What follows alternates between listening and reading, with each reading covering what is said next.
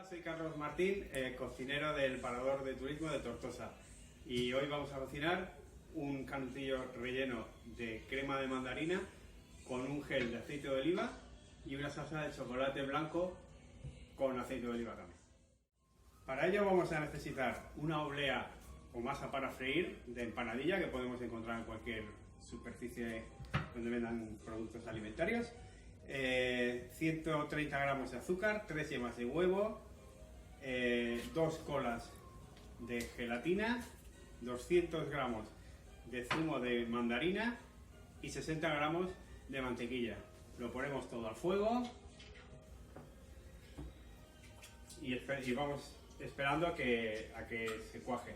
Una vez que esté caliente, las colas de gelatina las tendremos ya hidratadas, las incluiremos y lo pondremos en frío.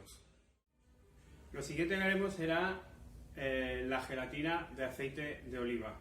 Para ello utilizaremos medio litro de agua, 30 gramos de tapioca y lo pondremos a cocer durante 10 minutos sin remover. Una vez haya pasado ese tiempo, añadiremos 30 gramos de caramelo líquido y lo mezclaremos bien.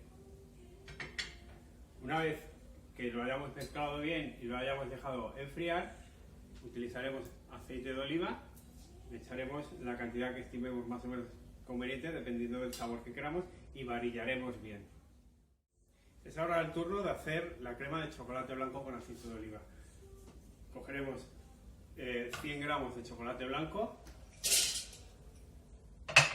y 500 mililitros de nata para cocinar. Le daremos unos 10 minutos a unos 80 grados para que se deshaga bien el chocolate y por último añadiremos un chorro de aceite de oliva. Ya por último lo que nos queda es hacer el canutillo. Enrollamos en el molde, aplastamos bien para que no se despegue y lo freímos en abundante aceite caliente. Bueno, pues ya una vez que tenemos todo, que la crema de mandarina ha bloqueado, tenemos ya el gel y la crema de chocolate con aceite de oliva, lo único que nos queda es terminar el plato.